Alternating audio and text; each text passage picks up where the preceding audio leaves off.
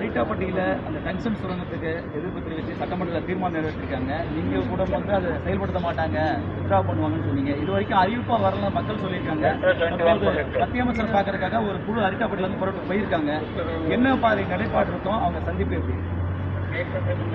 நாளை நம்முடைய துறையினுடைய அமைச்சர் ஐயா கிஷன் ரெட்டி அவர்கள் மைனிங் துறையினுடைய அமைச்சராக இருக்கிறாங்க. அவர்களை அந்த அரிட்டாப்பட்டி சுற்றி இருக்கக்கூடிய பகுதிகள், அந்த ஊரினுடைய தலைவர்கள் அம்பலக்கார் ஐயாலாம் இன்றைக்கி நம்முடைய கட்சி தலைவர்கள் புதுடெல்லிக்கு அழைச்சிட்டு போகிறாங்க. நாளைக்கு அமைச்சர் பார்ப்பாங்க.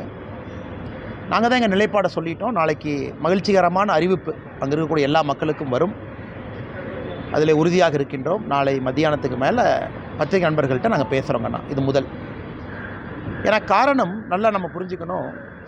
மத்திய அரசு இது பிரச்சனை என்று தெரிந்த பிறகு ஒரு நிமிடமும் இதற்கு சொல்யூஷன் கொடுக்க தான் முயற்சி பண்ணுறாங்க. முதல்ல நிறுத்தி வச்சாங்க. அப்புறம் அரிட்டாப்பட்டி மக்கள் அங்கே இருக்கக்கூடிய எல்லா நம்ம அன்பு சொந்தங்கள் என்ன சொன்னாங்கன்னா, அந்த டெஸ்ட் பெட்டு வந்திருக்கக்கூடிய மிஷினை வெளியே எடுக்கணும், பெர்மனண்ட்டாக விட்டுறணும் அப்படின்னு. அதற்கும் நாங்கள் உறுதி கொடுத்துருக்கின்றோம். அமைச்சர்கிட்ட பேசியிருக்கோம். அமைச்சரும் பாசிட்டிவாக சொன்னாங்க. அதனால தான் நம்ம பொங்கலுக்கு முன்னாடி அங்கே போய் மக்களை பார்த்து அந்த தகவலை தெரிவித்துட்டு வந்தோம்.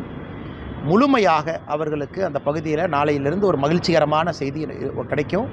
அதற்கு எல்லா முயற்சியும் தமிழக பாரதிய ஜனதா கட்சி எடுக்குதுங்கன்னா, நாளைக்கு டெல்லியில் நம்முடைய நண்பர்கள் அங்கே இருப்பாங்க, தமிழ் ஜேர்னலிஸ்ட், அவங்கள பார்த்து நாங்கள் பேசுகிறோங்கண்ணா. ஐஐடி இயக்குனர் காமகோடி அவர்கள் ஏற்கனவே சொல்லியிருந்தார் கோமியம் வந்து காய்ச்சல் சரிப்படுத்துன்னு. இன்றைக்கி வந்து முன்னாள் ஆளுநர் தமிழிசை அவர்கள் சொல்லியிருக்காங்க, அது ஒரு அமிர்தம் கோமியம்னு சொல்லியிருக்காங்க. உங்களோட இதில் அது விட்டுருவோங்கண்ணா. ஐஐடி இயக்குனரை பொறுத்தவரை நல்ல மனிதர், கம்ப்யூட்டர் துறையில் ஒரு பெரிய நிபுணர். ஏற்கனவே நான் சொன்னேன். அவர் கிளாஸ் ரூம்குள்ளே பேசியிருந்தாங்கன்னா அந்த கருத்து சொல்ல வேண்டிய கட்டாயம் எனக்கு இருக்குங்கண்ணா. அவர் வந்து ஏதோ ஒரு தனியார் இடத்துல பேசுகிறாங்க. அதில் சில பேர்த்துக்கு ஏற்புடையதாக இருக்கும், சில பேர்த்துக்கு ஏற்புடையதாக இருக்காது. அதனால் நான் அந்த கருத்தை நான் டிஃபெண்ட் பண்ண விரும்பலைங்கண்ணா. ஏன்னா ஒரு கிளாஸ் ரூம்குள்ளேயோ ஒரு ஐஐடி டைரக்டர் என்கின்ற அஃபீஷியல் பொசிஷன்லேருந்து பேசுனா நான் சொல்ல வேண்டிய கட்டாயம் இருக்குங்கண்ணா. அதனால் இது வந்து விட்டுறலாம் அப்படிங்கிறது என்னுடைய கருத்து. ஏன்னா தனிப்பட்ட முறையில் நான் பார்த்தேன், மார்கழி மாதத்தில் அவருடைய சொந்த ஊரில் காலையில் ஒரு பாராயம் பாடுறது ஒரு வீடியோவை நான் பார்த்தேன், அவருடைய சொந்த ஊரில். சரி, ஓகே, தனிப்பட்ட முறையில் பண்ணுறாரு, அவ்வளோதானுங்கண்ணா. அதனால் இதுக்கு வந்து ஒரு பக்கம் ஐஐடியினுடைய டைரக்டர் அவங்க வந்து நேச்சர் ஆர்டிக்கல்லாம் கோட் பண்ணி, நிறைய ஆர்டிக்கல் கோட் பண்ணி பேசியிருந்தாங்க. இன்றைக்கி காலையில் பத்திரிக்கையில் நான் படித்தேன்.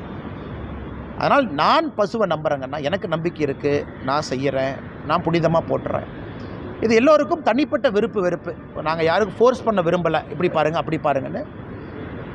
பசுவை கடவுளாக பார்க்கக்கூடிய மனிதன் நான். இது என்னுடைய அதையும் நான் தனிப்பட்ட முறையில் வச்சுக்கிறேன். நான் என் வீட்டில் நான் என்ன பண்ணுறேன் அப்படிங்கிறத தனிப்பட்ட முறையில் வச்சுக்கிறேன். பொதுவெளியில் ஒரு கருத்தை திணிக்க வேண்டாம் என்பது என்னுடைய வேண்டுகோள். அதை முடிச்சுக்கலாம் அந்த பிரச்சனையை. காரணம், அவர் ஐஐடிக்குள்ளே உட்காந்து ஒரு ஃபோரத்தில் பேசியிருந்தா நான் சொல்கிறேங்கண்ணா. அது ஃபோரத்தில் பேசலை, அவர் ஏதோ ஒரு கோஷாலையில் பேசியிருக்கார். ஏன்னா இதனால் அவர் செய்திருக்கக்கூடிய பல சாதனைகள் அது சைடில் தள்ளிட்டு இதை மட்டும் நம்ம பேசக்கூடாது. ஐஐடி மெட்ராஸினுடைய இயக்குனர் உண்மையால் நான் சொல்கிறேங்கன்னா, ஒரு இந்தியாவில் ஒரு மிகச்சிறந்த ஒரு மனிதர். ஐஐடியில் ஸ்டார்ட் அப் லேபாக இருக்கட்டும், கம்ப்யூட்டர் துறையில் ஆர்டிஃபிஷியல் இன்டெலிஜென்ஸ் இன்றைக்கி வல்லுநர், national security advisory board member. இதை பற்றி நான் பேச விரும்புகிறேங்கண்ணா. இதுதான் இன்றைக்கி முக்கியம். மற்றபடி ஒரு கருத்தை ஒருத்தவங்க ஏற்றுக்குவாங்க, ஒருத்தவங்க ஏற்றுக்க மாட்டாங்க. நம்ம எதுக்கு போய் அதை புஷ் பண்ணணும்? அதே நேரத்தில் தமிழிசை சவுந்தரராஜன் அக்கா அவங்க ஒரு மருத்துவர், அவங்க கருத்தை சொல்லியிருக்காங்க. நான் அந்த கருத்தை பற்றி நான் எதுவும் கமெண்ட் பண்ண விரும்பலைங்கன்னா, அது ஒரு கருத்து தான். பட் என்னைய மாநில தலைவராக நீங்கள் ஐஐடி மெட்ராஸ் டைரக்டரை பற்றி கேளுங்கன்னா, அது தனிப்பட்ட முறையில் தனிப்பட்ட நிகழ்வில் பேசிய கருத்து அப்படிங்கிறனால அதை ஏற்றுக்கிறவங்க ஏற்றுக்கட்டும், ஏற்றுக்காதவங்க ஏற்றுக்காமல் போகட்டும். அதை நான் ஒரு பொது இடத்துலேருந்து அதை புஷ் பண்ண விரும்பலைங்கண்ணா.